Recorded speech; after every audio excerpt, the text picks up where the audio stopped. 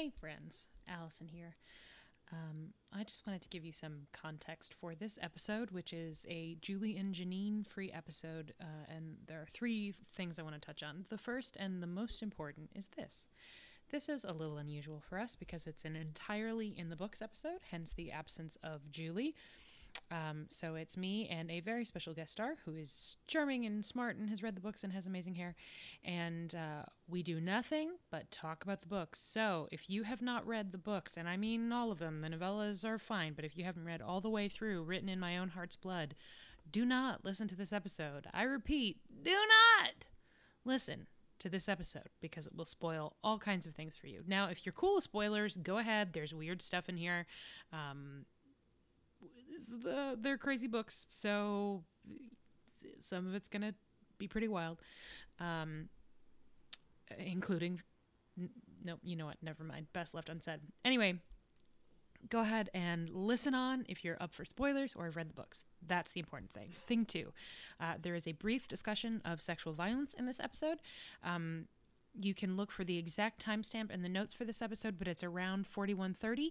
Jump ahead about 90 seconds and you should be fine. But again, check for exact timestamps in the notes. And speaking of show notes, thing three, this episode was also recorded virtually and live. So we are responding to comments and questions from some Patreon backers in real time, hence us saying things like Mary the Falling Statue says, and Liz says, and Tina asks, stuff like that. So that explains why we say those things. However, you should know that we are doing this all again on Sunday, May 24th at 1 p.m. Central. Julie and Janine and I will be doing our usual season-ending spectacular where we roll dice and then sort of make up the results to give out some completely ridiculous awards. You can join us for that, whether you're a Patreon supporter or not. This one is open to everyone. So you can find exact details about that, again, in the show notes, on Facebook, on Twitter, and in the Slack if you're a Slack user. Please come and hang out. If you came to the wake and had a good time, I guarantee you'll enjoy this too. We're going to be very silly, and while we're bummed that we can't do that one live in person with some of you, we're glad that we're going to be able to get to do it live remotely. So with that, again, if you haven't read the books, stop listening. Bye. Here we go. Hello, everyone. Hey, friends. How's everybody doing? All 21 of you. Just all the friends, seeing who's in this list. Hey, everybody.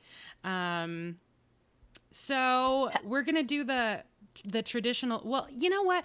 Crap, I'm supposed to, I do have a bit. I forgot, Jenna, I have a bit. Ready? You have a bit, Hold on. okay. I feel like this is going to be an intense conversation, so I brought some beverages. This is just coffee. Okay. I have my coffee. But I decided, Tinkerbell. Okay, see, I'm doing it already. I just got done telling Jenna that I'm not supposed to respond to things in the comments without saying what I'm responding to. I've done it already. So Liz says, hello, also hi from Tinkerbell, who, by the way, is a mini horse. So for those of you who don't know, love her. Liz has a mini horse whose name is Tinkerbell, and she is like the pet of the heart of everyone in the Slack channel. So she is. She's delightful. Hi, Tinkerbell. Anyway, back to my beverages. So this is my bit. I decided I was going to treat myself if we were going to I have to open it. If we were going to talk about the adaptation choices, some of which were great and some of which weren't, I'm going to reward myself. Some of which. Going to reward myself for making it through fucking, God, I don't know. Tom, not a character on the podcast, grumpy that I'm quoting him, I'm sure I can feel the waves of resentment coming from his office, was, as I was getting ready to do this, was just like, hey, did I hear right? As you've been recording this, was Claire, and then sort of loosely described the incredibly traumatic thing that happened to her, right? And I was like, yeah. And he went, oh my God. I was like, yeah, indeed. Yep. So. Yep. Ooh. Don't get excited. It's Corbell. I mean, fun fact about it's this. 1 o'clock on a Saturday afternoon. Here we go. Welcome to Podlander Drunkcast and Out Loud. Oh my God. That's never happened. I'm just sending you a big calming hug. You're doing fantastic. You totally got this. We've been doing this for 3 years now? Four? I don't know. A while. We've been doing this for a while, and I have never messed that up. Welcome to Podlander Drunkcast, an Outlander podcast. I'm Allison. I'm Jenna. And we're doing a little Sans, Julie, and Janine in the books today. Julie is hibernating in readiness for next week's live show. Not really. She needed the weekend off. And Janine is doing some Mars thing probably. I don't know. So Jenna very generously said she would join me. I wish that I could also give you a mimosa, Jenna. I wish you could too. We don't, like, as I mentioned, we don't really keep much alcohol in our house because Alex doesn't drink and I'm not really a big drinker. So I don't like drinking alone. So I don't really, I do the White Claw because it's inexpensive and easy and it's easy. Well, and it's Clawrentine. It is Clarentine. So here's I put it in a little, I'm brunching myself. I put it in a little carafe. You are just so adorable. Aren't I cute? I also cooked breakfast this morning. I'm just killing it. There we go. Very Ina Garten of me. I love it. So here. I will cheers with my coffee. Cheers. In my Starbucks old school Geneva, Switzerland city mug. Awesome. So, yeah, that is definitely orange juice with champagne in it. Champagne in it. That actually sounds really good. So, we are going to talk about the books in season 5, which means some books 5 and some books 6 and some invention and maybe... I don't even know. You know, it's wild. And I think there are some really good choices, and I want to get into sort of the structure overall. Good things and bad things, but also maybe what we can expect from season 6 now that who the hell knows what from book 6 is actually going to stay. What even? Tori says some book 3 because DG made them. Indeed. Yes. You know what? I'm fine with that. Give me that saran wrap. I am too. Give me that saran wrap. It's one of my favorite passages from the book. Yes. It was delightful. Book 3 is easily my least favorite of the books, but that's one of my favorite bits from the book. Yep, it's really good. I quite like parts of book 3. And then the boats. Then there are boats. And then there are just Although I will say the boats are better in the books than they were on the show. Yes, they are. If only because the show doesn't include swimming through the crystal clear waters of the hurricane, down as Claire floats like a ballerina to the briny deep. Like that's me swimming. That whole scene reminded me of when I was in 8th grade.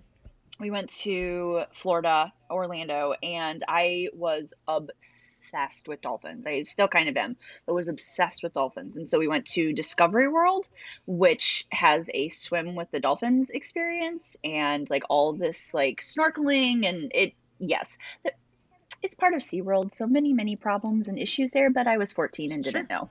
And so I just like that whole scene of her doing that. I was like, oh, this is what it was like when I was at Discovery World in this like carefully cleaned and cared for lagoon of swimming with literally swimming with the fishes.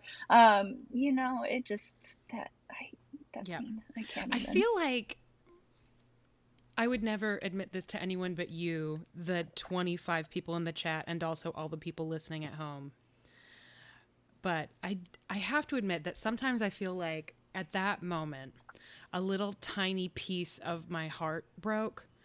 And it was the piece that like purely loved this show, even with all of its flaws. And I still do. Obviously, we would not be devoting so much time to talking about it if I didn't still love it. But I think that was the moment where I was like, oh, okay. Those season 1 days, they're never coming back. This is the new normal. This is how we live now. Yeah. Yes, exactly. You just nailed it. Liz says the amount of between the hello from Tinkerbell and this, Liz is really killing it this morning. Liz says the amount of Pirates of the Caribbean in the show makes me think of Mustache as Michael Bolton in that Lonely Island song. Have you seen these Pirates movies? Jenna, do you know that song? Yes, but I don't remember it. I love it so much. I listen to it just because it used to be I would play it on the jukebox just because sometimes, and it was always a crowd pleaser, but now who knows when we'll use jukeboxes again. So instead it's this is the tale of Captain Jack Sparrow. It's great. It's great little tune. So anyway, I think maybe what I want to know, Jenna, before, and y'all should have the little ask a question box, or if you type a question it should give you the option to make a question. I never remember how this shit works. My view is different than y'all's. But if you have questions, start putting them in that ask a question thing. I will not see your questions if you put them in the chat. So make sure they go in the ask a question thing. But before we start taking those, assuming there are any, get it together, people. Come on. Don't leave me hanging high and dry. Come on. Please don't. Give us stuff to work with. What I want to know is how you feel about the structure of the season overall, and specifically the stuff that they chose to accelerate. Because I think that there are some real benefits from those choices, but also some real downsides. And I'm sort of curious about everybody, but you're the person I'm talking to now, so you specifically. How you feel about those choices now that we've got the whole season to look back on.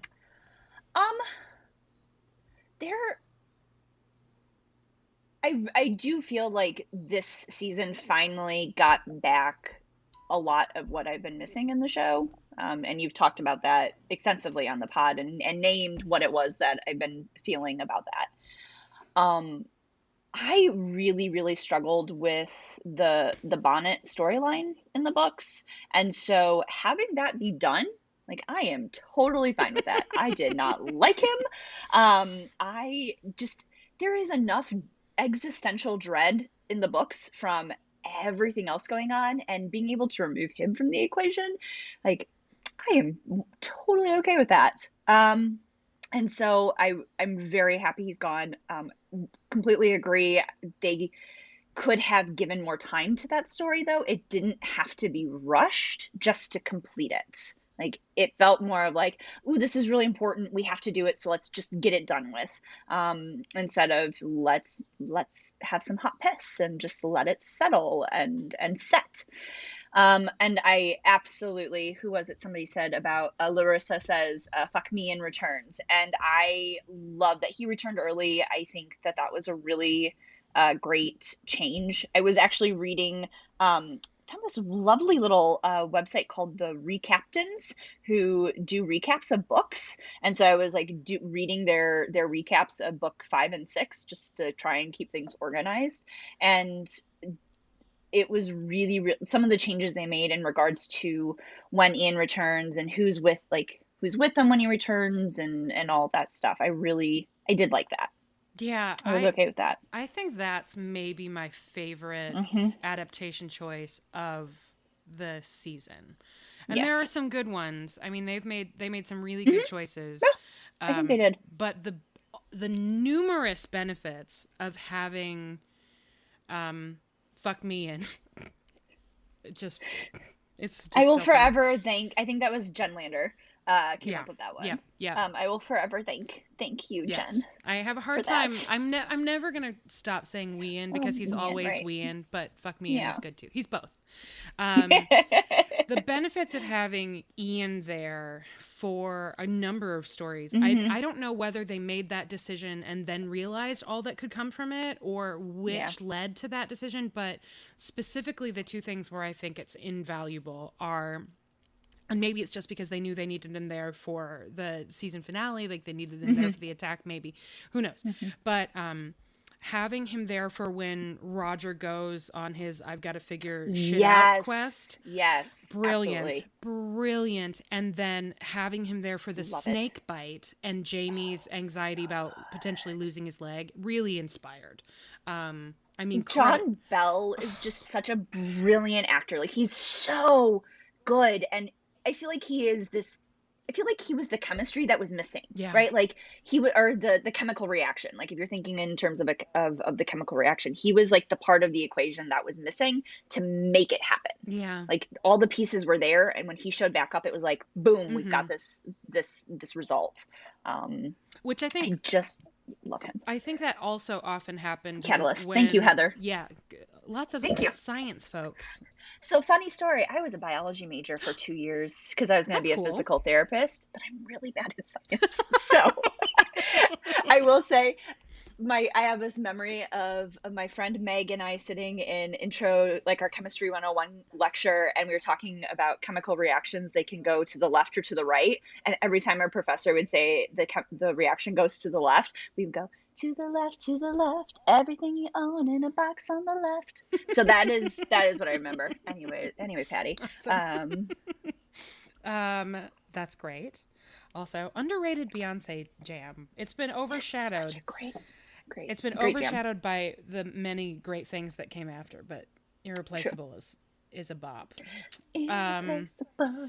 Yeah, I think that your point about Ian being a catalyst is well taken. And I think Murtaugh sort of served a similar function, but they misstepped a little bit with him early in the season. Like, weren't quite sure where to put him. That said, all of the stuff at Alamance, if they had just paced that better, if they'd done a little bit more work with the regulators, if they were going to have him be Herman Husband, if they had just given him maybe some more Herman Husband stuff, not the Quaker stuff, obviously, but maybe it would have been better. But Alamance itself, I think it was another really solid episode. Just like, whew, really good. I was really irritated when Claire initially had the hypodermic needle, but I really do like that she had it and Lionel Brown destroyed it. I actually, because I think that gave us even more reason to hate him. Yes. And the books build that up better so that we can get there. And by including some of those changes, it really gave us a lot more like reason to hate him other than he's just the shittiest Brown ever. The shittiest Brown in Browntown. I said in the Slack, he is a dingleberry encrusted anus of the Browns.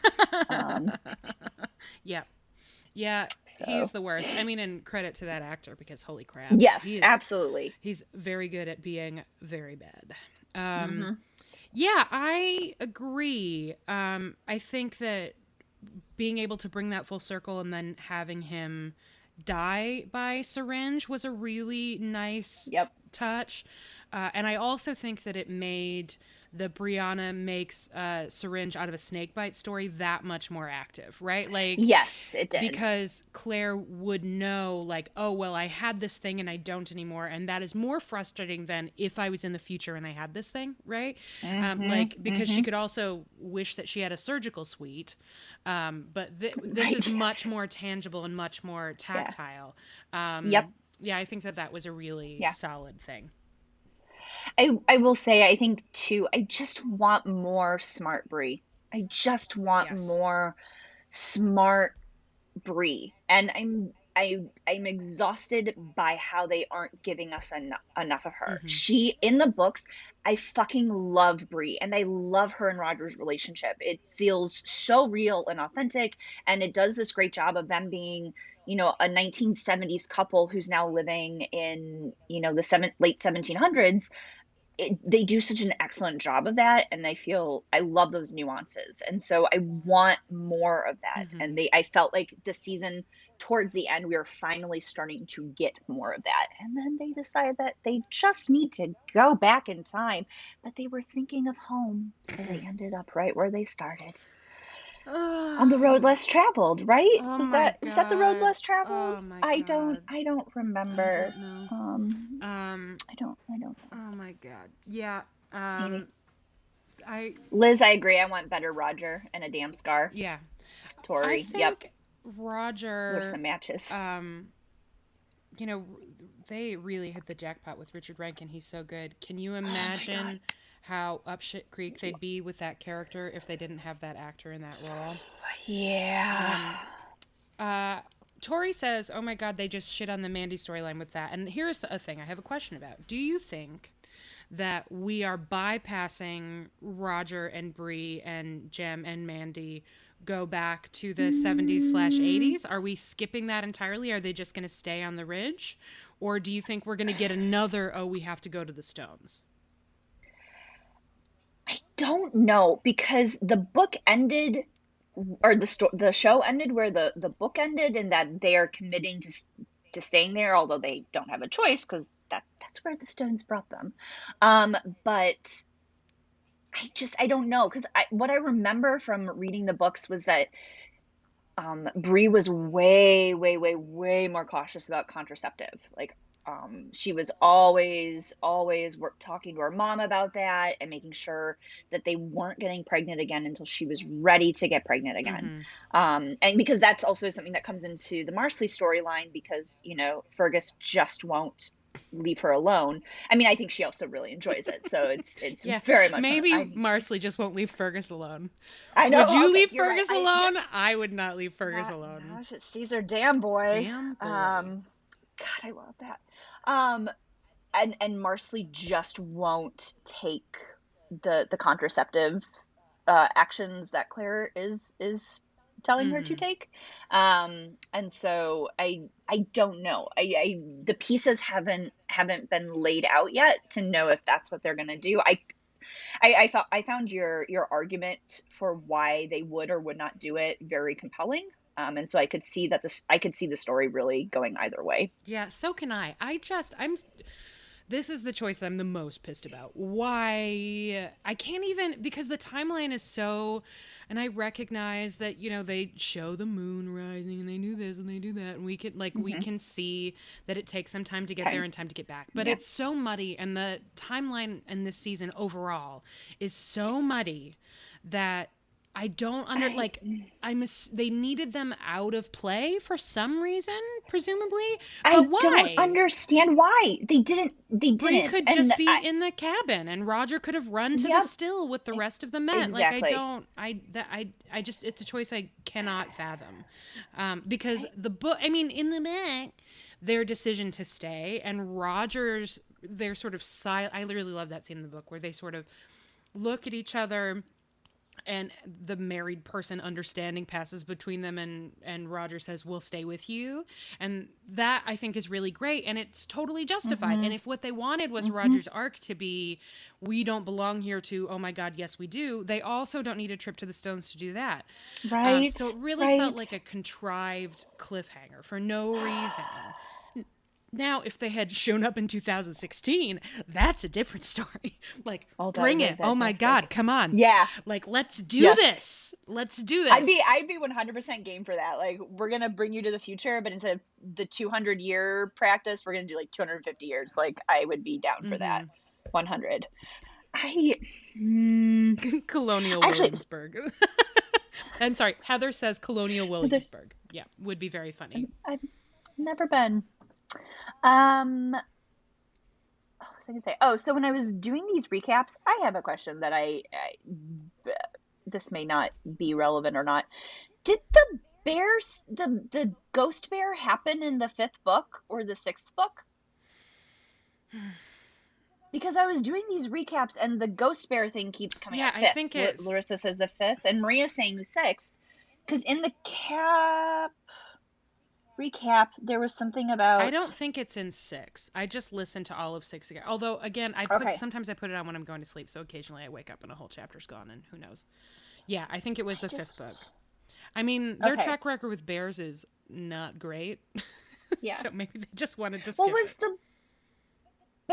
yeah. Anyways, I just had that moment where I was like, "Wait, they did this really, really early? Is that what's going on?" Yes, it was a ghost bear, Heather. Yeah. It wasn't a man in a bear suit in the books. It was not like it was an actual like ghost bear that was doing all this, not some man who let the bear spirit take over him, which I also think is deeply problematic from a Native American perspective. But what do I know? So. Janine says, "Come on, it worked. The Stones made the show so suspenseful. Everyone was freaking out right after the show ended." I agree. It's a great cliffhanger. But the problem, and we are not talking about that episode specifically, right? That's my favorite episode of the season. Yeah. And I think it's a really gripping finale. The problem to that episode, the problem is that when you look at the season overall, that's where it falls apart. Then all of a sudden, it's just...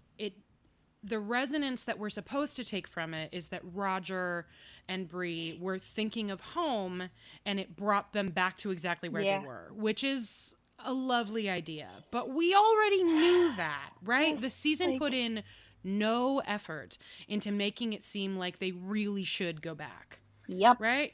Bree didn't want to. Jem, I mean, who knows, is adorable.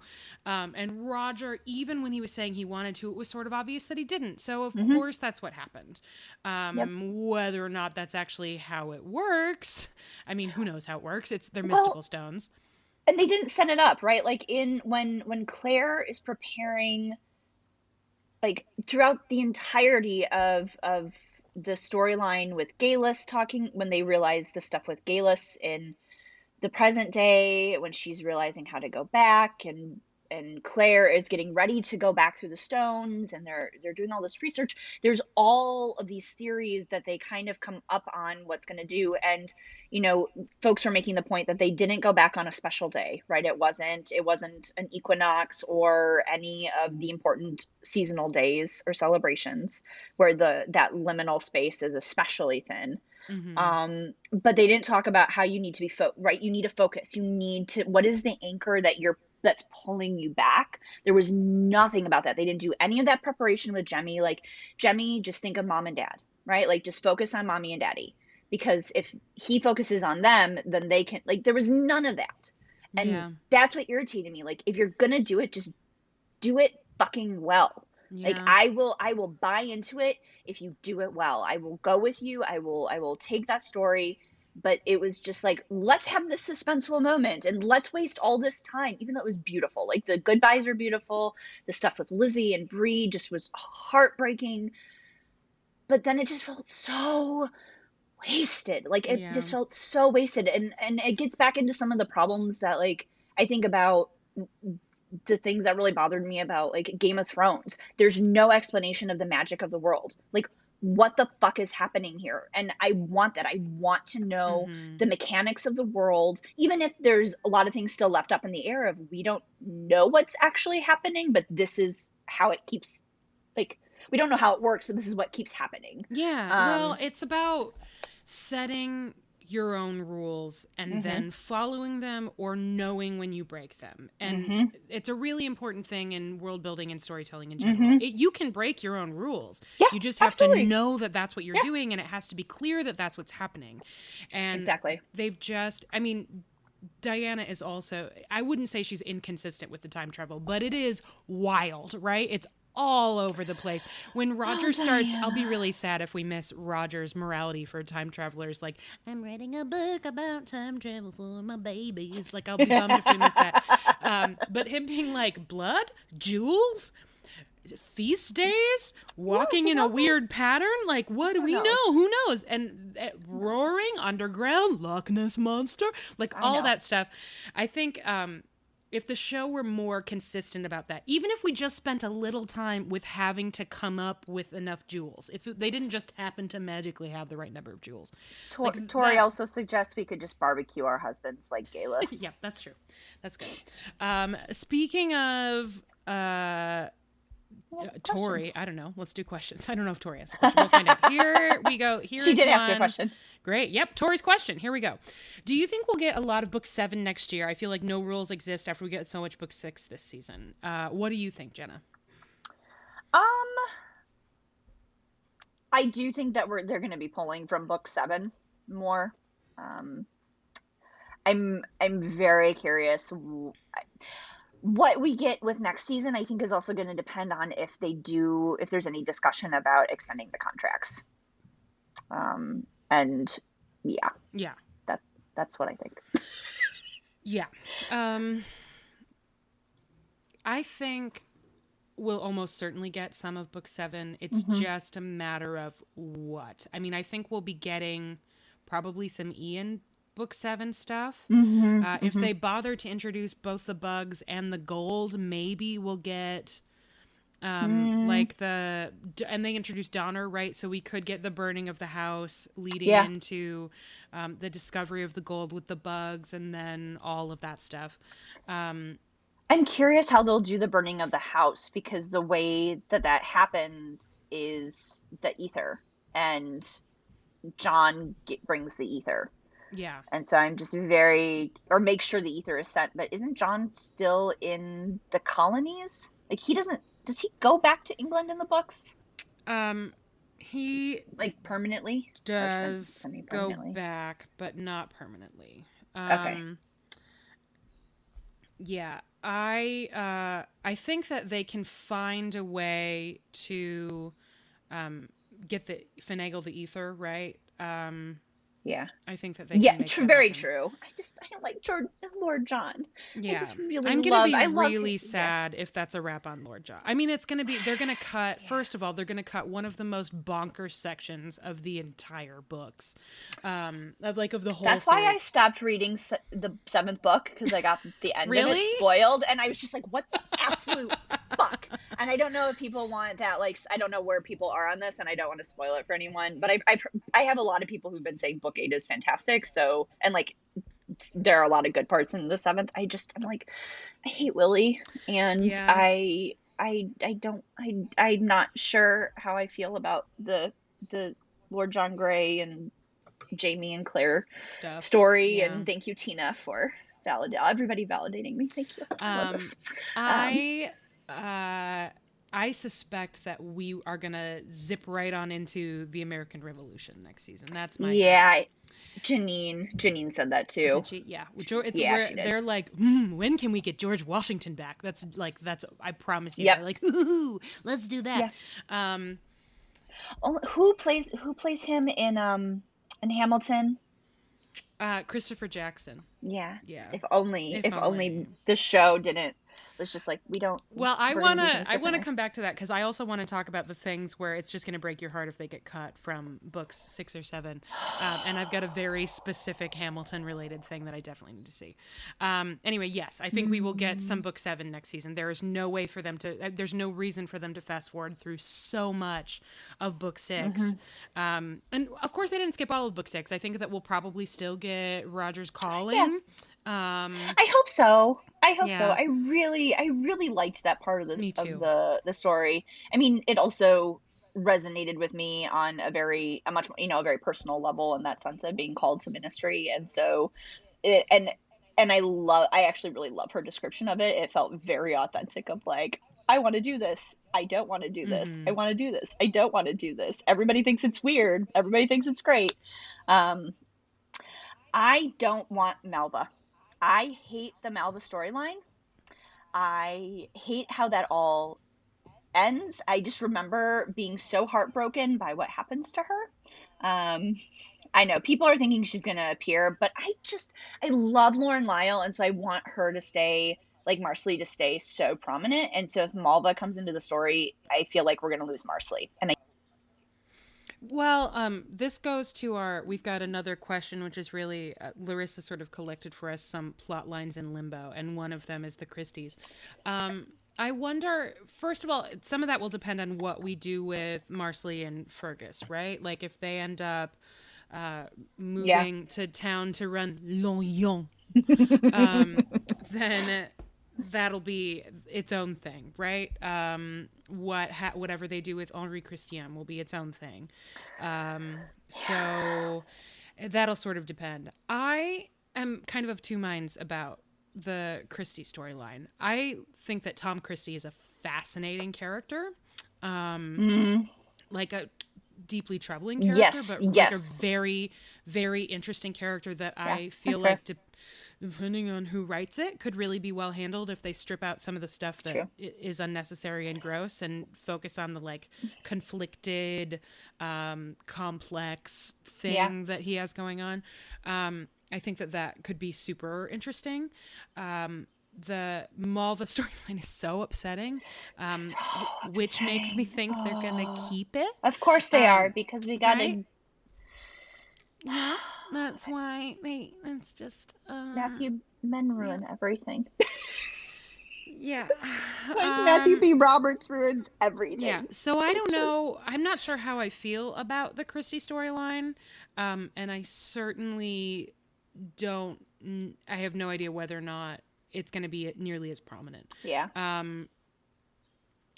She doesn't necessarily need to be Claire's assistant either, you know? True. Very true. Very true. We'll see. I just, if Claire gets accused of murder. Come on, can we like just... if we just... Well, and I will say the thing. And then she ends up on a boat again. Julie's going to lose her mind. If she winds up on that governor's boat, Julie is going to throw her computer out the window, and that's going to be a wrap. And thank you for listening to Podlander Drunkcast, Not Letter Podcast. This has been our show. We're done now. Come listen to Law and Order cast, Drunk Manning's Squams cast. I feel like Diana just really found these tropes and rhythms that she enjoys, and so she does what she can to get back to them. And again, I feel like Matthew B. Roberts, I'm going to lay all the blame at his feet, whether it's actually where it belongs or not. But I feel like the good adaptation choices in the show, which there have been some excellent adaptation choices, absolutely excellent choices. But all the bad ones are so bad. Yeah. And I just don't trust him with these stories. I don't trust him. I don't trust the telling of the difficult topics anymore. And that really upsets me, because part of what makes the story so intriguing is all the shit that they go through and how they grow together, and sometimes they grow apart and have to come back together. And I love the relational aspect of the story, and he just doesn't know how to do it well. Yeah. It's like thinking about the bugs as an example. And I'm seeing if here Larissa's list of plot lines in Limbo. Frenchman's Gold, which they certainly have set up for, and I think it's going to depend on what happens with the bugs. That's 1. 2, the Christies, we talked about it. 3, the fire. I think that's still going to happen. They obviously introduced Donner. Yeah, I think that is, whether it's Ether or not, and whether we get Breeze matches or not, which I hope we do, I think it's still totally possible. Also, I can just see John Bell being like, "Oh, it's dark in here. Hold on, let me light a match." Ooh, right? Breeze badassery, fingers crossed. Roger's calling. I think that we will get for sure. I hope, yes. Jamie as an Indian agent, and that one I don't think is going to happen. I hope not, because I know they won't do it well. They won't. Yeah. Janine says, I love Mrs. Bug's breakfast, lunches, and dinners. I'm always like, ooh, what's for dinner? Me too. One of my very favorite things in books of any genre is whenever they start talking about the food. Like as a kid, did any of you ever read those Redwall books? Oh, yes! Yeah. The Brian Jakes books? Yep. Or Shocks, I read them. Oh, I read so many more of them than I actually enjoyed, because I just wanted to read about the food. I got through like 10 of them and was like, you know what? I'm not actually having fun with these anymore, but I'm just going to keep going, because every time they start talking about like acorn pie, I just would lose my mind. I know. Fantastic. Love them. Yes. So yes, I agree. Absolutely Mrs. Bug's meals, miss them. All right, next question. Do you feel like the acceleration is because they want to get to the revolution stuff and the Where's Waldo of Founding Fathers? I feel like Mustache wants to get to more battles. I absolutely think that that's what's happening. I think that's why they ended with, I don't know if you noticed this, but there was a storm coming. There was a storm coming. What? There were clouds on the horizon. And they were both literal clouds and metaphorical clouds. Wow. Metaphorical. I don't know how I missed that. I think it is a neat, and by that I mean tidy metaphor. I just wish it wasn't quite so like, let's layer it on a little bit. But yes, I definitely think that's a big part of the acceleration, is accelerating toward the American Revolution. The Midnight Ride of Paul Revere and whatnot. I'm okay with that, because I do like the actual pieces of the American Revolution that are in the books. That's not a part of history that I've been enthralled with, and that's something that's been really interesting in the Slack. With there are a number of folks who are very into their genealogies and DAR, the Daughters of the American Revolution, and so it's one of those things where I'm like, oh, I actually am more intrigued by this than I used to be. I've always been a very like World War II kind of gal, and so mostly for familial reasons. But there's like, now I'm like, oh, I kind of like, I want to see this. I want to see these things happen and learn about them. And I love fighting Jamie. Yeah. I really like, there are not enough words to express how much I loved the scene of the men of the Ridge destroying the kidnapping party. Yeah. And you get a tomahawk, and you get a tomahawk. Everybody gets a tomahawk.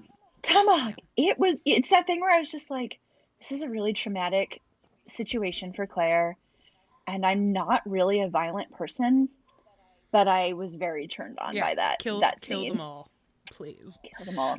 And like just yeah. Yeah. Yeah, I like turned to Alex and was like, it's kind of hot. I know I shouldn't find it that hot, but I yeah, do. He was just like, I agree. I think it yeah. is. I was like, yeah, you're the best. The Jamie that if we're talking about like which Jamie paper doll we like best, I like fighting Jamie a lot. But what I miss is layered Jamie. I want Jamie, which Yes, is I think a yes. big part of what happens in the Rogers calling. Like their relationship changes when Roger. Not that it's not already much stronger, and I think they did a really nice Hmm. job with the evolution of the Jamie and Roger relationship this Yes, season. I'm very Yeah, grateful for that. like way better than I expected. When we started and he was like, "Me, Roger," at the beginning of the season, I was like, "Oh God, it's going to be a long couple of weeks," but it got way Exactly. better. But when Yes. Roger becomes so adept and so respected, but so adept at working with people and meeting them where they Hmm. are and understanding what's going on with them and finding ways to Hmm. build bridges, he becomes a valuable resource to Jamie in a new way, and their Hmm. Hmm. conversations about the state of the ridge and how families interact and Yes. simmering tension, that stuff I Yes. love. I want Jamie the political thinker. I want Jamie the He's person who so calculates. smart. Yeah, that's what I miss. I want Give that. us the smart people. Give us the intelligence. Show like that is what draws them together. Like we talk about the sexual chemistry between Jamie and Claire, but also think part of why Jamie's drawn to her is because she's so much smarter than any other woman he's ever encountered, besides maybe his mother and sisters, Yeah, right? yeah. And there is absolutely that that right, like you are my equal. And these characters are looking for people who are their equals so they can be partners. And I love that Hmm. exploration of intimate relationships and the dynamics that they bring about. And Yeah. so yes, I want Jamie the Laird. I want some of the fighting. I do like the fighting. Again, it's hot. Yeah, Um, it's hot. It's hot. like But smart Jamie is hot too. Like layered smart Jamie Jamie, is so funny Jamie. They all need to be funnier. Why aren't they funnier? Like I they all don't just Claire is know. so funny in the books. Jamie She is so funny in the is. books. Roger's funny in the books. They They're never going to do it, but I know we've already I talked about know. this on the podcast, but I just really want Jem singing Johnny Cash. Like I I want that, so know. it's never going to happen, but I want it so bad. I Heather says Jamie is hot. Yes, Yes, I yes he agree. is. Um, Janine, you're right. yeah, Jamie is not threatened by smart women. Yep, exactly. yeah. There was something someone said that I really liked. Go back up here. I've been flagging some things to address in the questions things too.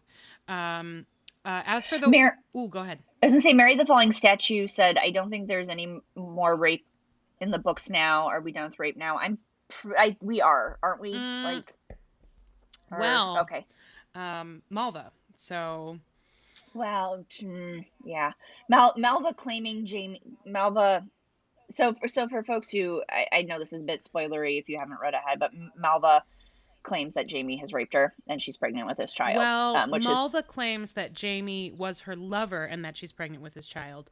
What actually that's happened is that for right. her entire life, I'm sorry, this is going to be triggering. Yes. If you need to walk away for a second, please do. Give me Yes. like 90 seconds. If you're listening or watching and you need a minute, 90 seconds. We'll be done by then. So Malva says that Jamie is her lover, that Hmm. Claire deals with a very serious illness that Malva caused in the next book, and Malva says that while Claire was ill, they were comforting each other and they became lovers, and that now he has to do Yep, there we right. go. Yep, there we go. But what we find out in the end is that it was actually it's so horrifying. For her entire life, she was raped by her brother, Yeah. and then started taking as many lovers on the ridge as she could, so that somebody would end up being responsible for her child, which was actually her brother's. So, Yep. if you're coming back now, you're safe. Also, we'll just do like da da da da da da That do. Everything's fine. We are done talking about yep. that now. Point being, Mary, Yeah. it depends on what they do with the Malva Christie storyline. Yeah.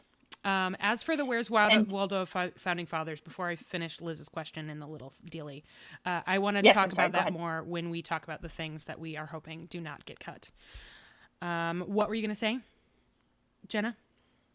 Oh, there, folks were just discussing some stuff in the conversation on the thread here, just as a heads up to anybody who might be reading the notes. Yeah.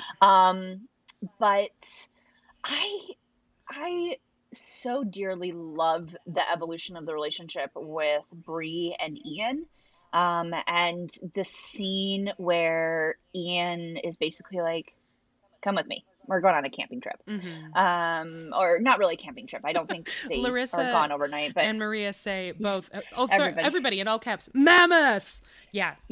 Great scene. Yeah. I just, Ian is just, yes. I love how he chooses to tell her about his story. I love the mammoth bones. For many reasons, it's just a really cool discovery, and that also is something that Bree knows more about just because of her, her future knowledge and what's available then. And it's so delightful, and we have seen the emotional work that John Bell is able to do, and I think that that's been really helpful. For Sophie Skelton, like she's been, I actually do think she's a good actor, and I think that in the same way that Sam's level of acting was raised by being around good actors, I think Sophie's level is being raised as well, because and because they really respect and care for each other, the actors do, and there's very much that camaraderie there, and so you see that those individual relationships and how that is coming together. And I love that. Yeah. Do we get more of Frank's story as well in the 6th book? Well, Frank is a part of that mammoth scene in a sense where, so Bree starts remembering Frank in different ways. Thinking about sort of realizing the difference between a marriage of love and a marriage that isn't born out of the same thing, and feeling like one partner isn't nurtured as much, all of that stuff. There's a brief period of time after Roger's calling where everybody thinks that he's having an affair, and he's not. He's just nice. Let Roger be nice. Let's also let Roger be nice. I want Roger to just be like, hey, it's me, the friendly neighborhood guy. Instead of, hey, it's me, the very sad man. I want Roger, the friendly neighborhood guy. I'm Mr. Roger. Mr. Roger! Did I just come up with a fun little nickname? Oh, I think you did. Mr. Roger. Yay! If we get the calling, we will introduce that into the podcast, and you will be credited rightly. God bless. So, little sidebar. I am a very smart person, but my husband is very witty and very sharp, and this is just that is his language, and so usually that's him coming up with that stuff, and so when I do it, I'm like, ha ha. Well done. Perfect. Mr. Roger. Love it. Thank you. Julie, if and when we get the calling, I'm going to tell Julie that, and she's just going to lose her mind. Plus, then we'll get to go, it's a beautiful day in the neighborhood, a beautiful day in the neighbor. Won't you be mine? Won't you be Mr. Rogers? He was the 80s, wasn't he? He was multiple decades. Was he 70s? I don't know if he started in the 70s. He was definitely on in the 80s, and then he went away, and then he came back in the 90s. Okay. I was just 70s. I had that moment where I was like, is there any chance that Mr. Rogers was around? But if they that's the thing that could be really fun. If they bring him back to the future, damn it, Sam. People are saying 70s, people are saying 80s. He was and 90s. Around for a long time. Yes, that much I remember. All right, Heather Robbins is saying 60s to late 90s on and off. Because this could be fantastic. They'll never do it. But if we could get them to actually, if they do that storyline where they have Mandy and they do have to go back to the future. And Allison, I love you. I need it. She's pouring herself another mimosa. Hold on, wait. And that's the stuff. Ooh, some good ASMR. And well, that's the thing is I like if they go back to the future, I want there to be a way that they like get Mr. Rogers in there. I don't know. Would love And that. then they That do would something with be Roger and Mr. that would. Roger. And it'll never happen, but that's my Oh, dream. I mean, it could. It would be great. There was Yeah. Tina says watch the Fred Rogers documentary and cry. It really is great. Um, I do. I need to watch it. Also, the Marielle Heller movie that came out last year with Tom Hanks in it is wonderful. Tom Hanks and Matthew Reese. It's really, really good. They did a fantastic The Daily episode from the New York Times, which I have not been listening to since quarantine started, but they do a fantastic episode of an interview that someone got to do with Tom Hanks. And it is so feel good. If you just need to feel good, I think Anne and a couple of others had recommended it on the Slack way back when, and I listened to it, and I just yes, it such feel good. Such Heather feel good. Googled Anyways. it 1968 to 2001. Yeah, obviously with some gaps. Okay. Yes. It's really, really wonderful. All of that's wonderful. I just want there to be something. I just want there to be. It would something. be great. It would be really great. Regardless, thanks for going down that rabbit hole. Roger is in that mode. That he's Mr. Friendly Guy, and that's what I want. That's what I want. And really, watch that documentary and watch that movie. They're both really wonderful. Tom Hanks is so. Obviously, don't deserve Tom Hanks. But also, I think we've all gotten so accustomed to him being good, and also the image, apparently correct image of him being just a genuinely wonderful person, sort of seemed to make everybody think that it wasn't really acting. But Tom Hanks is astonishingly good in Won't You Be My Neighbor? Astonishingly good. And that podcast episode talks about his process in that and how people think he's Mr. Rogers and how he's like, no, I'm not. I'm me. But it's really beautiful. Another question. Why do you think they introduced Herman Husband but didn't do anything about it? Steph asks. I have no idea. I suspect that they hadn't gotten to that point in the season yet. Jenna says, hi, Tom. He was... you were framed for a moment. Hey, I know where you live. I have a dog. I can leave dog poo on your doorstep. No, watch it, mister. He doesn't want to be a character on the podcast. It's very silly. Anyway, why do I think they introduced? I'm curious of your thoughts, Jenna. My guess is that they hadn't gotten to Alamance when they were breaking the season, and so hadn't decided that was going to be Myrta's scene. That would be my guess. I think because they don't know what they're doing. Here's a person. Let's just throw him out there. I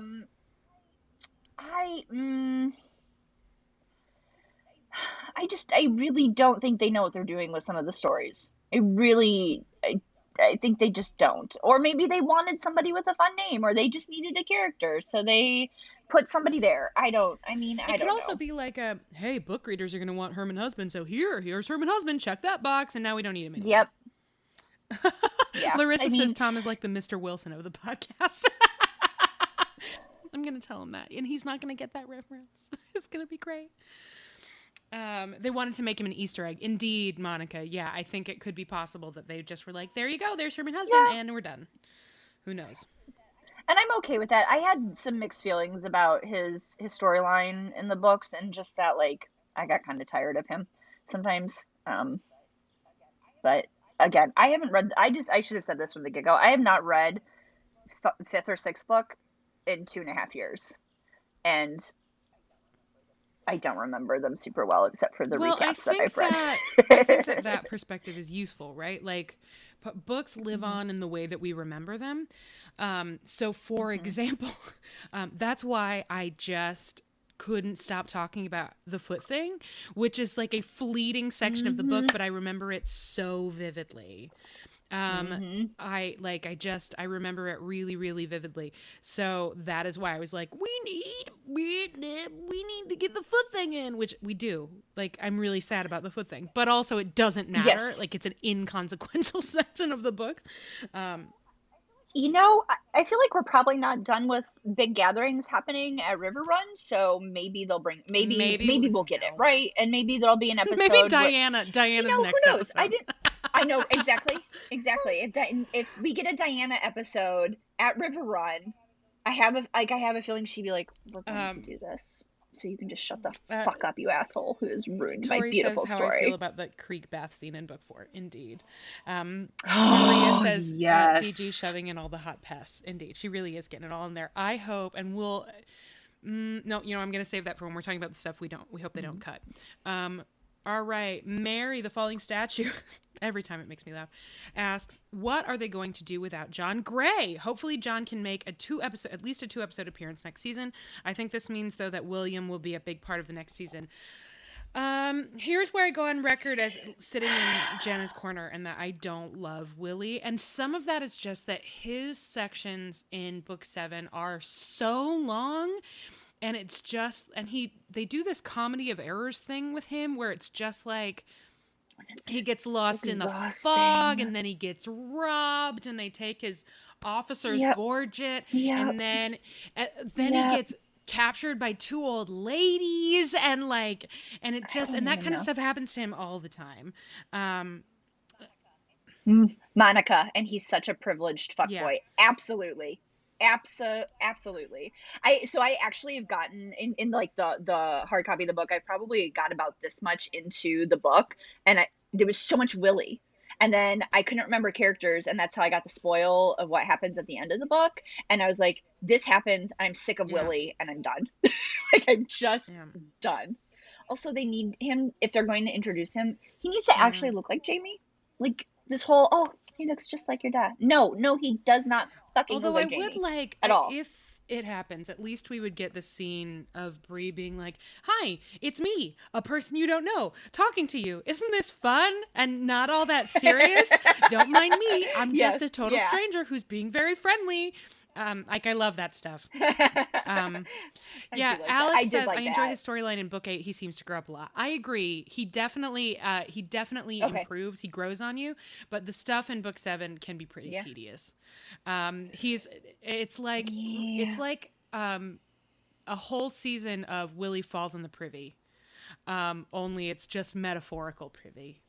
It's just is. Dude, just fall in the privy. So as for John Gray, I mean, shit's funny. It could be anything. It could be that they realized that they're just not gonna have time next season, since apparently they're trying to cram multiple books into one season now. And frankly, if our options are with Lord John Grey scenes where he shows up with a gift and some information and then leaves again, then there are better uses for David Barry's time. He's a very good actor. Yep. But it will be such a bummer. Yeah. He's brilliant. It's hard for me to fathom the show continuing without Lord John because he's such an important part of the books and he's such an important character. But it's not really the show they're making, sadly. So I don't know. I was so bewildered by that announcement of his. Yeah. And it really did seem permanent. Megan, no, don't give spoilies. All right. That's the one I was avoiding.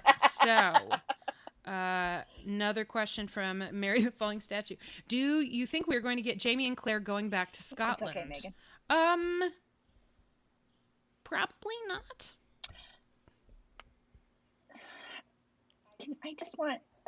I can't believe I'm about to say this because I absolutely hate really that quick. we call Hold him this, on, even though I know hold we on. do it in jest. There are but some questions about if you can spoil here. Yes, I would try to avoid book 8 spoilers. But it should go without saying, if you're listening to this, I assume you've read the books or you don't mind being spoiled.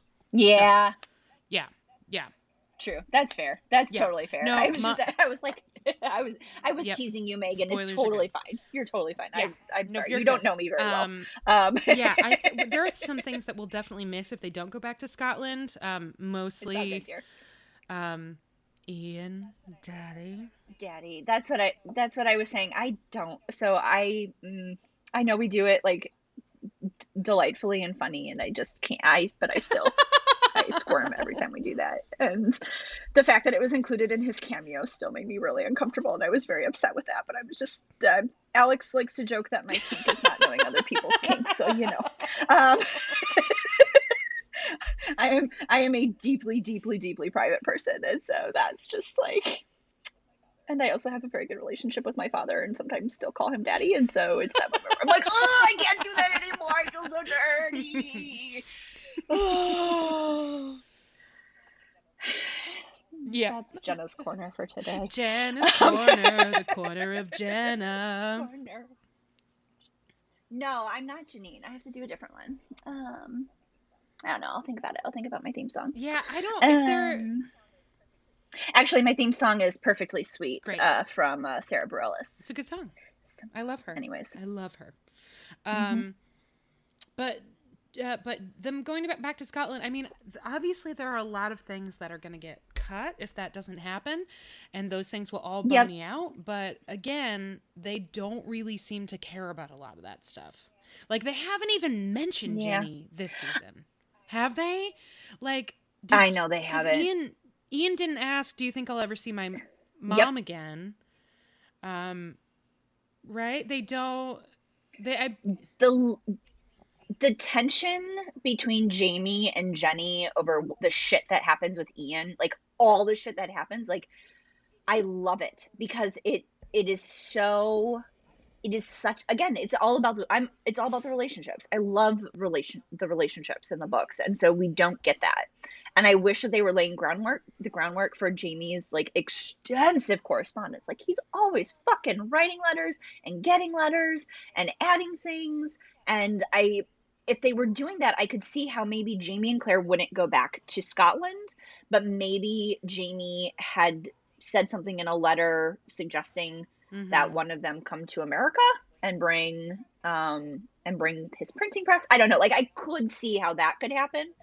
We could still maybe get a character into the story. Yeah, that's possible. I find it a little bit hard to believe that Jamie would be like, "Hey, war's about to break out. Party over here." But at the same time, very true. I mean, I really don't know. I'm conflicted. Although, I mean, while Julie would hate it if they got back on a boat, I do. Not that they've done all that much with Seasick Jamie, but Seasick Jamie is one of my other favorite Jamies. And since we missed the Seasick Jamie staring contest this season, I just, who knows? Who knows? Who the hell knows? I think part of it. So Monica, I actually was thinking about that. She goes, "They're shooting in Scotland. Wouldn't it be convenient to go to Scotland?" And my thought is, they were in South Africa for most of book 4, was that? Yeah. Most of the 4th season. And so I would be curious to see how they would do that with the world. I mean, certainly it would be easy for them to shoot scenes that take place in Scotland while in Scotland. Absolutely. My thought is actually more about narrative convenience. Like, if they're traveling to Scotland, it's not like they already have a big problem timeline-wise whenever they go to a city, and it takes somewhere between 2 hours and 16 days, depending on what they need, right? So, I mean, a sea voyage, they're traveling to a port city, and then they're getting a ship, and then they're taking the ship, and then they're traveling from the ship to Lallybroch, and then they're at Lallybroch, and then all the way back. I mean, it's like half a year. Mary says they can skip the boat, and they can. They could clarification the boat for sure. Yep. But in terms of, first of all, do you think they can resist a boat? Second, I just don't know. I don't know. We'll see. I hope they don't cut it, but honestly, I think the pandemic is also really going to shape what ends up happening next season, because they might need to say, we are staying in the UK for logistical reasons of, we can gather, we can do what we need to do, and then we can like safely quarantine if we need to, if there's a resurgence, until we, until the things that we need in place for healthcare or for the safety from COVID. So I think that's really going to be driving a lot of TV. Yep. As we look into the next year or so, all of the television and film industry is going to be, has already been profoundly affected by what's going on in the world. So, it's a big deal. Okay. So I could see that. I could see how that. We're gonna come back to that, because you know what, this is Will they do Ian since Stephen Cree's major in Discovery of Witches? No idea, but he would just be a guest arc anyway, so they would shoot around his schedule. So, yeah, he is a delight. I just Okay. love him. Adso, is he more than just a doorstop in the books? Well, he loves to hunt wigs. So he's a wig hunter in the books. Okay. So now, Trish. Jungle Ginger Ken. Sam films alone Trish in jumped on. Hawaii. Sam films alone in Hawaii. I think Trish, are you? I have a feeling you're still not over Sam being in Hawaii. So now, based on the comments that we have, I love you. Still in our little questions pool, and also the topic we've been waiting on, I want to know what things from all of you, and please post them as questions so that I can make sure not to miss things. I want to know what things, if they get cut from books 6 or 7, because who the hell knows, will you really be bummed if they skip? And the one that I want to start with, boom, is the thing that I hope that Diana writes. I hope that the episode that Diana writes next season, if she writes one, I hope that it's the throuple. I want Diana to write Lizzie is unexpectedly pregnant and Claire didn't notice because her hair is always under a bonnet, but she takes off her hair and all of a sudden she has shampoo commercial hair, and then they find her dad drunk in the woods and are like, what's wrong? And he's like, oh God, my daughter, she broke my heart. And then Lizzie has to tell Claire all about the malaria ointment all over her body, and it all got really slippery, and whoops, there we go. Just malaria sex with a beard sleeve. He slid right. He slid right into her And DM. then, also sometimes it's Kezi, but she's fine with it because it's 2 bodies but 1 soul, and then they draw straws to get and Kezi ends up marrying Lizzie, so then they con Roger into marrying Josiah and Lizzie and do the thing where they cut off the thieves brand and Josiah does a Kezi impression. I want all of it, and I want Diana to write it, and I want everyone to be on the verge of hysterical laughter the entire time. Like, I want Claire the whole time to be like what? The whole time. Oh my God. I do. I love the throuple. You love the throuple. It has to happen, right? And I actually really love how it's obviously, like, for understandable reasons, is very, like, scandalous and dramatic, and then it just is. Then they pretend for a while that Josiah's gone. I don't know. Her dad winds up marrying. I mean, they're definitely going to cut the Manfred stuff for sure. I didn't really like that. I don't. It's fine. Anytime that they find a way to go to a kitty house, I'm down with it. And I really want Claire being like, hello, I'm here to treat everyone for syphilis. Like, I love that shit. But they'll end up cutting Manfred. They won't need him for his big reintroduction because they've already Epi has come and gone. So so they won't need Manfred. Anyway, I want DG to write the throuple really, really bad. There are a lot of other things I'll be bummed if they cut, but that's the one where if they cut the throuple, I'ma cut someone. I don't know. What about, before we start getting to the list, Jenna, what about you? What are the things that you definitely don't want to get cut? I cannot remember the 6th book. Like, I can't remember it. Well, you've seen a lot of it.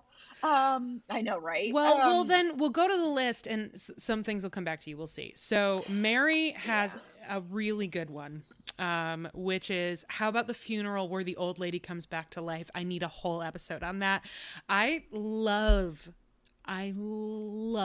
that scene. Do you remember that, Jenna? I do, actually. When Mary said it, I was like, oh, yeah. Well, Roger, and it's like a perfect use of Roger as he's figuring out his calling. And Claire is like, by the way, this is what's going on with her. She's going to die any minute now. And he improvises a way to make it seem not terrifying and weird, and instead it's a gift. And then she gets in a spat with her son-in-law about how cheap the wake is.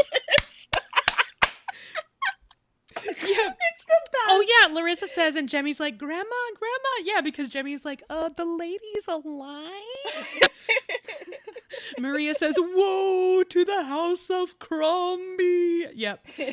Yep, that would be great. They could also, Monica says they could put the snake in there too. There's, for those who don't remember, the first time that Roger preaches, it's all the Presbyterians and then Jamie and Claire who are there being supportive. And Jamie's like, meh, meh, I'm here. I love my son-in-law. I'm here. And then a snake comes in. Well, boys let a snake in. And Jamie, hates a snake for good reason. But is finally like, oh God, I got to take care of the snake. So he just picks it up and shoves it in his shirt. Love it. Love it. I want that. I want all that stuff. And I want it to be so funny. I do. All right. I do. Yes. Samantha lists one of my very favorite sections, which I have been mentioning, I think, since our very first season of the podcast. I love this stuff so much. Julie knows this happens because I could not resist telling her. She doesn't know it's Marquis de Lafayette. She doesn't know that it's, please let it be David Diggs. She doesn't know that it's Marquis de Lafayette, but she does know that Claire packs her own wound with blue cheese because she needs penicillin, and that's where she gets it. It's from the blue cheese. I love that section. Granted, it's another potentially fatal wound for Claire. It's another like, oh God, Claire, I cannot live without you. And it's going to be a lot. It's going to be dramatic, but we know the mustache loves dramatic. If he keeps Claire getting shot and cuts the blue cheese, I'm going to go to Fraser's Ridge and get some ether and take one of Bree's matches and burn it all down. I will help you do that. Yeah.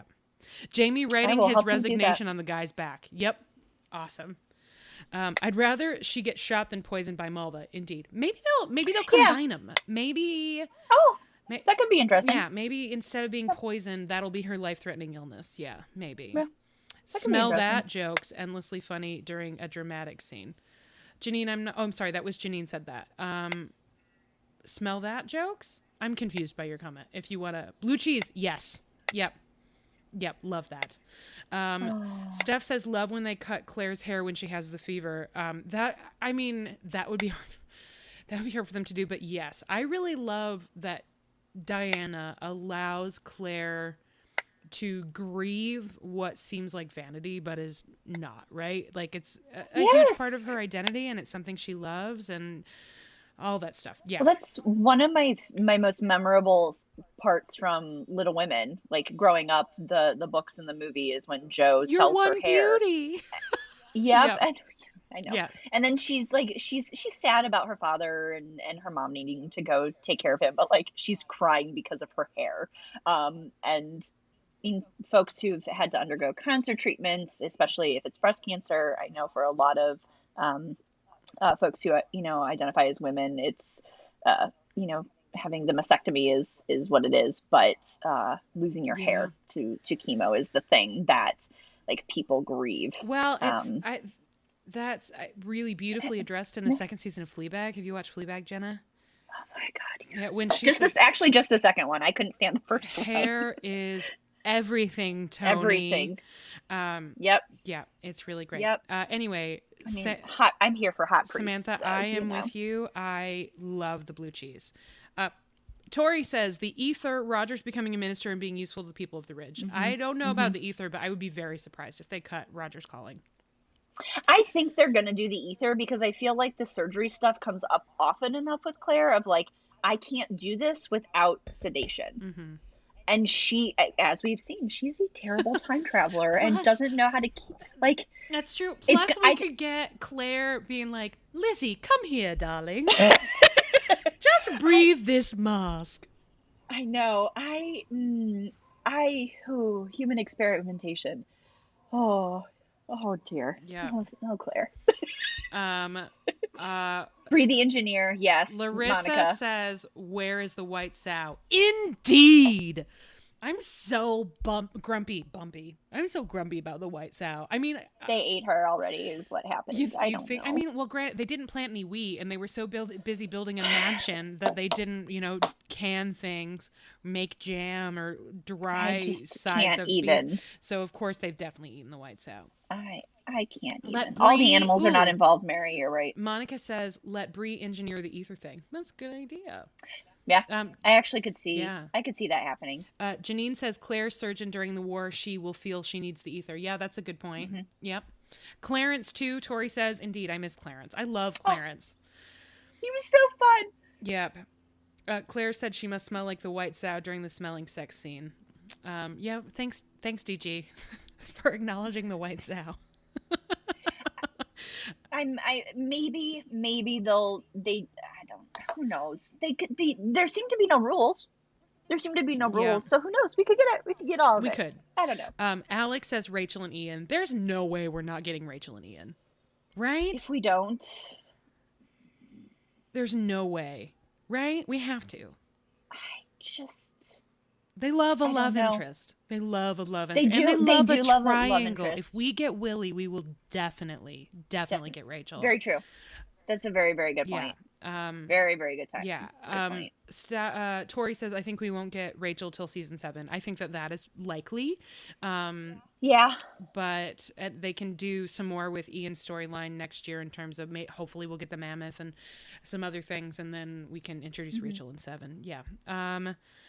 Not sure where Ian and Claire are on the battlements, and she gives him hope for babies. That's a great scene. That's what Liz says her pick is. Yes, that's a really wonderful scene. Larissa, this is one of the things where if you try to explain this to someone who hasn't read the books, they lose their minds. Larissa says Herman and Vermin. You know what? If you don't know Herman and Vermin, I don't actually remember. You know what, Jenna? We're not even going to explain it. This is what we're going to say. Y'all, just Google Herman and Vermin. Herman like Herman husband, and Vermin like vermin. Outlander. Just Google that, and then read that storyline, because it's better if I don't explain it. It's better if I don't explain it. Yeah. Okay. I opened a tab so I don't forget later. Maria says lice. I would love, because the birthmark. Do you remember the birthmark, Jenna? Yes, I do. I do remember that, and I want that. Thank you. Yes, I want that. Mm-hmm. I think because it shifts the storyline again. We've gotten rid of Stephen Bonnet, so we don't have to worry about his claim to Jemmy, but it's such an important part of the story between Bree and Roger and his claiming of Jemmy, and there's just something, it like puts everything to rest, so we don't have to worry about it anymore, and we can just move on. I do. I want that. It would be such a nice moment for Richard Rankin too. Just that moment where he says, "Oh, I've got a little my in the." How about we shave my head? Let's shave my head. I think weird, itchy. My scalp is so itchy. I think we better shave my head. I love it so much. I do. It's really great. It's a really, really great moment. Yeah. I think it'll happen. It feels like such an easy storyline to do, so hopefully they will choose the path. Although it is hard to convincingly make somebody look bald. Like, bald caps are an imperfect technology. And Richard Rankin has that magnificent hair. Maybe he'll just shave his head. Who knows? Method acting, Samantha right? says, I also would love to see Claire's friendship with Benedict Arnold start with her reservations about him based on Bree's history lessons. That would be cool. I bet we get Benedict Arnold. I mean, they're not going to be able to do this. I haven't gotten to that part of the story, but I know George Washington, so yeah. Everybody shows up. Monica says, I want Roger's calling, preferably without shitty dialogue. Don't we all? Richard Rankin, most of all. Yeah, I quite agree. You know what's really amazing? I'm hearing an airplane flying overhead through my window and also through Jenna's audio because we live that close together. We do. In our separate homes. I know. Alex So says, I close. want Jenny back. Her Yet so complicated far relationship with Claire is great. I agree. And it all probably depends on Laura Donnelly. She had a really great year, and it's going to depend on her schedule. What is she in? Oh, she won a Tony. Or was nominated for a Tony and didn't actually win, and Oh. it was an upset. I don't Okay. remember. Okay. But she was, she was in a play that Yeah. did very well in the West End, and then transferred to Broadway and was in that as well. It was feted and celebrated, and yeah. Some other things. Monica also mentions the mammoth scene again, specifically because she summons Frank to watch over Ian's lost child, which is a wonderful, wonderful scene. I hope we get more of the, hey, Frank secretly trained Bree to be a time traveler, although I think maybe that ship has sailed. Yes. I know. I loved that because it was just that thing where I felt like Diana actually did a really good job of laying the groundwork of did he or didn't he? Um, is this just him wanting to bond with his daughter, or was it him laying the groundwork? And she obviously like clarifies and makes it very clear, like, nope, he was Mm-hmm. doing this to prepare her. But I really loved that. And I feel like we need some good Frank stuff. And I think I liked that. I mean, they've got to cut stuff in a TV show. Yep. That's just the nature of an adaptation. But obviously, Tobias Menzies He's is the best. So, Well, and they've said that The Crown is going to be ending, and he was only going to do two seasons of that anyway. So, I mean, I hope he's very in he demand. could be. But hopefully he's got time to come back. I mean, after Game of Thrones and The Crown. He's so, you know what? That Game of Thrones finale can bite me, but he's so funny in that one scene. Just like, sit down, Tobias Uncle. To just deliver. Bless him. God, I know. I love it. Anyways, bless him. Yes, and agree on all ends. Go suck a goddamn lemon. Anybody else have questions or things that they don't want to get cut? We've got just a couple minutes here. One more question. Let's see. Can we just talk for a minute about how awesome Marsley was this season? That's Janine. Other Janine. Yes. The other Janine. Indeed. I love the switch to having Marsley be the Malva, right? At least of this season. Yep. Brilliant, inspired, really in keeping with that character. Great use of the actress. And then I know there is a lot of disappointment about the lack of the bugs. And I feel you. They're great characters. However, I think Marsley being the one to kill Lionel Brown is fucking great. There was that clip. It was posted either on the Outlander Insta or it was on her Insta. And so I got to rewatch that and it just, yes, like I don't even have words for like how much I love it. And You hurt my ma. Oh Thunk. God, like right. I just I know. Got chills again. Yep. You hurt my ma. Oh. Well, and knowing how much more complicated that storyline is in the books, I think they do a pretty good job of setting up how complicated it is in the show, but knowing more from the books really, I turned to Alex and explained like why this is so significant, and he's just like, oh, that was a really awesome choice, and I really like that.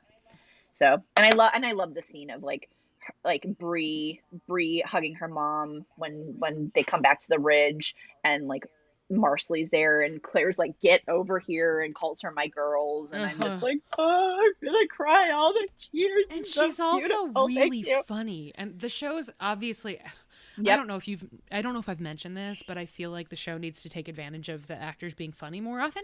I don't think I've mentioned that. However, they do occasionally let Marsley be funny, which I think is great. One of my favorite laughs of this season was when Claire is right before the attack, when Claire is showing her how to heal a dislocated shoulder, and she like shoves it in, right? And she goes, oh, just like jointing a hog, but the opposite. And Claire's like, yes. She's like, great, got it, done. Other people are like, oh God, and Marsley's like, no, I get that. You've watched me butchering all those animals on that giant table, right? Because they taught Oh, Lauren that's Lyle how to amazing. do that. Like she learned, like she actually helped to butcher like they I mean, because they teach them the motions, but she wanted to do the whole thing and like Oh, learned that's all of it. amazing. Yep. And also the reason why she has a bonnet on at the beginning of the season is because her hair was dyed blue, so they had to cover I it up love with a bonnet. her. I love her. And she hates bonnets. Like she hates them. She talks about it on She's a Wreck, the first episode with Katrina Balfe. I want. Uh, I yeah, that just was fantastic. want to I be love her her. friend. She's so I great. know, I She's know, I great. know. I love her. I love her Yeah. so much. Yes, Monica says, agreed. speaking of Game of Thrones, I want the cooking show where Charles Dance, who plays Tywin Lannister, and Lauren Lyle butcher together. Indeed. 100% would watch. Would Yes. watch. All right, two Yep. more questions. Or I guess just one more. Tori and others in the chat have noted the portrayal of sex workers and the way, including Fanny and Jane, that will hopefully deepen that. I agree. Yeah, I hope that we've come a long way. We've come a long way from season 2, where it's just like, here are tits. Enjoy. Every time they were in the kitty house, the chateau. No, nobody. Bueller. Okay. I got it. Is shot the same word for, I don't know Well, what it's kitty cat. is. Yeah. Le petit chat? Le Right? petit chat? Sha. Le petit chat chateau? Caldwell's, text me and correct me when you hear this. Chateau. Kitty house. I've been doing Duolingo French. Oh, cool. Le petit chat. Le petit chat Chateau. Anyway. Yeah, chat is cat. I know that. Kitty house. Le chateau is pussy like cunt. Thank you, Monica. Monica gives us the La chatte. the etymology. Monica, my love for you grows on a daily basis. Anyway, it's then it was like, here are boobs, enjoy these boobs, and also sex toys, and I think they did a great job with Epi this season. So yes, oh god, I loved her. Yeah, I loved her. Yeah, I would do the Stephen Bonnet storyline over again just to get her again. Like I would not, but she was great. I mean, you know what she was. I mean, the Bonnet storyline, I think, is maybe the biggest mixed bag of the season, because Epi was great, Spielers was great, and I'm glad it's done. Like you, I'm glad it's done. I'm just I couldn't believe how long it lasted. I couldn't believe how long it lasted in the books. Yeah. I was just like, why the fuck is he still here? Yeah. Why? Although why do we still have him? I really missed, do you keep your powder dry, Stephen? And then that was so good. Yeah, and then she shoots him in the nads. I know. I did. Yes, there were bits, no pun intended, that I missed. Yeah. But I'm glad it's done. I just wish they had taken more time with wrapping it up, because it was so rushed. Mm-hmm.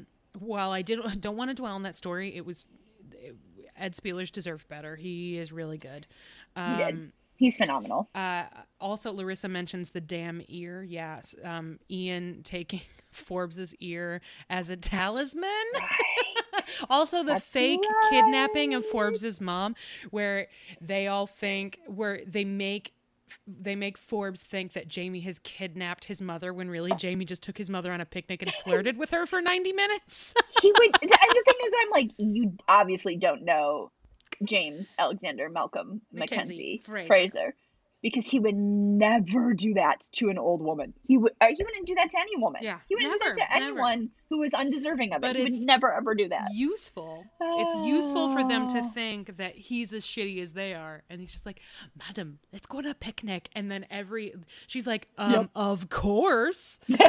Sure, let's do this. Jamie asks me on a picnic. I'm gonna tell my husband to go do something else for the day. Yeah, so good. Tori also mentions Epi was great, and more body positivity on this show, please. I totally agree. Yep. Monica, yeah, Monica says it too. Monica echoes it. Yeah. Monica says, please, more fat people who are good on Outlander. I agree. Indeed. Mm-hmm. Who was our last fat person on Outlander who is good? Mrs. Fitz, probably. Well, I mean Epi now, but probably Mrs. Fitz. Annette Badland, you gem. Hashtag Fitzmob, always and forever. Love you, Rupert. All right. Any last questions, thoughts before we wrap up? Danny Beardsley. She was a complicated character. Rupert. Mm-hmm. Rupert. Doom hut. Doom John Quincy Myers is a bigger gentleman. It's true. He's a teddy bear. I love him. Remember that one time that he got attacked by a man in a bear suit? I'm trying to forget it. Remember when that happened? I don't know if you know this, but once upon a time, John Quincy Myers got almost murdered by a man in a bear suit because the fine people at Outlander thought, no, it's not reasonable that Jamie would kill a bear, which, fair. He wouldn't kill a bear. And also, Claire slaps it with a fish, and that's going to be ridiculous, which, yeah, fair, right. But I still mourn it. I still mourn it. But I know, let's make it more reasonable. Let's make it a man in a bear suit. I don't think I disliked it as much as everyone else did, but that's partially because y'all had such strong feelings about it that you just expressed it. So I was just like, man, it was a choice. It was not a choice I liked, but it was a choice. Whereas everybody's like, burn it all down, that's the worst thing ever. See, now I think of it, I do not think it's good, but I think of it very fondly. Yeah, I don't think it was good, because it's so ridiculous. All right. Well, that is going to do it for us. Holy crap, I need to pull up the Patreon list. I want to thank Jenna for joining me today. Thank you, Jenna. It was my pleasure. Thank you for having me. This is the moment where I'm just going to say Julie Starbird sucks socks in hell. I don't know, because she's never going to listen to this because it's in the books. So Julie can go suck an egg. Julie could lick moss. Julie is gross. I don't know. I got nothing. No, Julie's the best, and I love her dearly, and I cherish her, and she's one of the most important people in my life. I was gonna say, like, I'm having a really hard time believing this, even from a comedic standpoint. No, I can't. I couldn't do it. It's not. I couldn't do it. However, Jenna, a wonderful substitute as always. Thank you so much for filling in.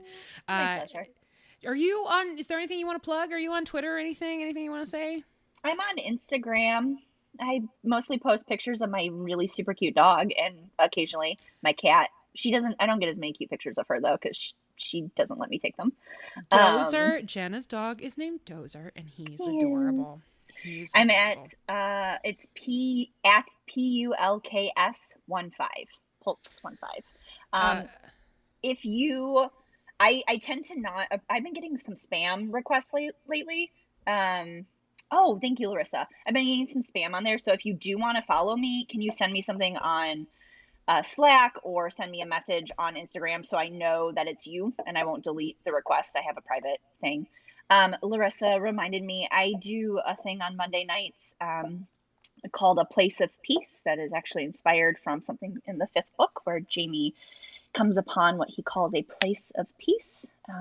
It's almost sacred and holy, but it's not a church. So he does, for him, it's very much like church is where the holiness is, and anything out of that is more like it's still very spiritual. So yeah, there's no way to message me on Insta since I'm private. Okay, Nicole, I'll recognize that it's you. It's mostly like weird men that I've been getting spammed with. But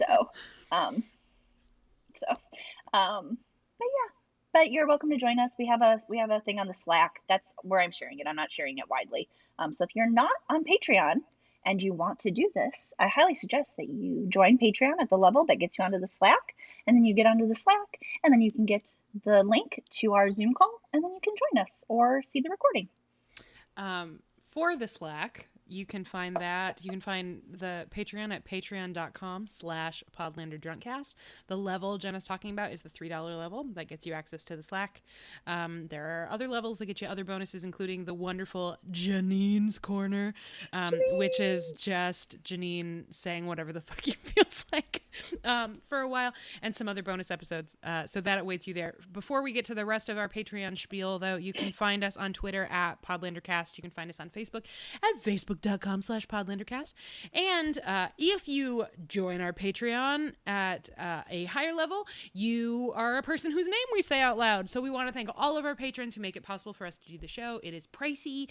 So thank you, thank you, thank you. However, we particularly want to thank, here we go, ready? Ann Gibson, Betsy English, Dr. J, Zena Perez, Stella Welch, Misty Ojepi, Kayla Reagan, Amanda Newton, Jen Lander Drunklin, Trish McCrary, Lori McGuire, Katie Kirshner, Beth Locke, Brittany Holbert, Emily Day, Kelly Mazzella, Caitlin Reddick, Maureen McCurden, Ashley Teaguson, Kristen, Rochelle Lefevre, the other Janine, Amy Gustafson, Mary the Falling Statue, hold on, Shannon Duffy, Alicia Glynn, Liz Peniston, Philip Nacco, Heather Moore, Amanda Whitney Harrington, Chrissy Shively, Maria Emma Lowfold, Samantha Smith, Jenna Polkowski, Rachel Townsend, Steph Peterson, Tara Lucchino, Catherine Marshall Eastman, Chantel Salters, Mary Lumpkin, Crystal Nanavati, Ruth McCormick, Kara Marlowe, Flourish Root, Friday Payton, Kathleen Moniz, Hi Mom, Hi, Mom. Heather Robbins, Viv Pickles, aka Laura, and our Slack den mom, Kiki, the Wise. Thank you so much for making the show possible. We will be back next week with another one of these live dealies. You will be able to find a post on Facebook with the link to the Crowdcast, which I think it's crowdcast.io/S5-party. I don't remember. Look it up. So you'll find it on Facebook and Twitter and whatever. Please come join us. It's open to everyone, not just people through Patreon. So come ask questions and share thoughts. And we're going to do the dumb fake awards. So that will be next Sunday at 1 p.m. Central. Come join us. And then we'll tell you all about our future projects. That's Sunday the